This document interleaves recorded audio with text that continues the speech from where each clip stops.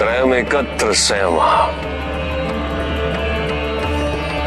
धारणा, ध्यान और समाधि, इन तीनों को मिलाकर संयम की अवस्था बनती है और इन तीनों के द्वारा ही चित्त को वश में किया जा सकता है। जब तुम धारणा और ध्यान की ओर प्रस्थान करोगे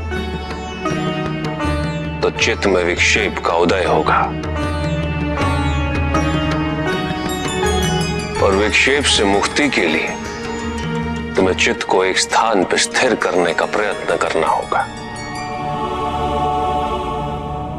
उसके लिए किसी पदार्थ विशेष या देश विशेष पर ध्यान केंद्रित किया जाता है। योग में देश के दो अर्थ हैं कन्या। देश आपके शरीर के भीतर भी अवस्थित होता है। भूमध्य अर्थात ललाट के मध्य, नासिका का अग्रभाग, हृदय और नाभि।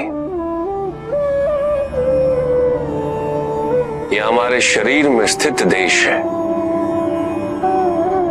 इसके अतिरिक्त गुरु, देवी देवता की मूर्ति, प्रज्वलित दीपशिखा, किसी योगी का शरीर,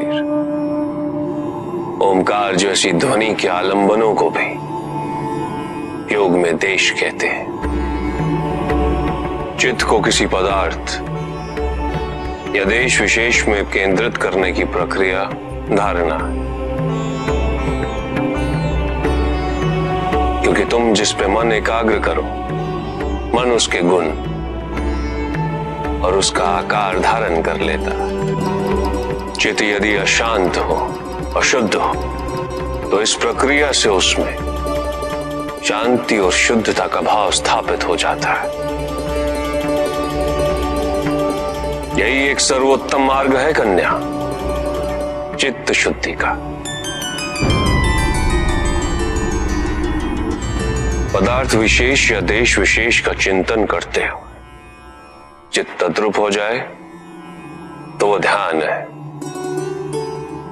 पूर्ण ध्यान की अवस्था में तुम्हें केवल पदार्थ या देश विशेष का बोध रहेगा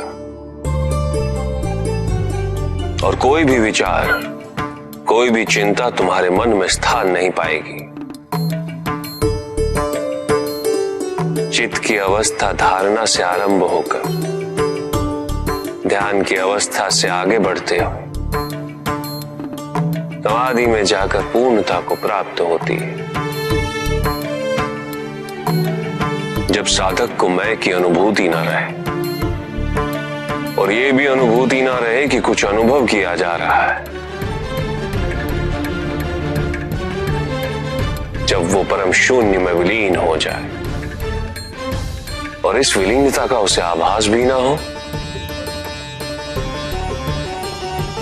तो ये परम समाधि की अवस्था होती है।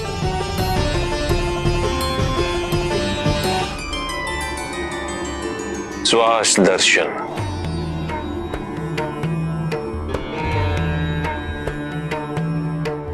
उचित मुद्रा में बैठो कन्या और नेत्र बंद करो और सबसे पहले अपने ध्यान को श्वास के साथ यात्रा करने दो। श्वास जब तुम्हारी नासिका में प्रवेश करे उसे भूलो मत कन्या, उसके साथ विचरण करो। ये कहां जा रही है,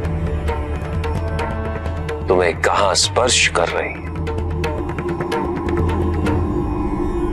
जब श्वास का अस्तित्व तुम्हें हर क्षण ज्ञात रहे तो धीरे से नेत्र खोलो और सब कुछ भूलकर धारणा और ध्यान की ओर अग्रसर हो जाओ।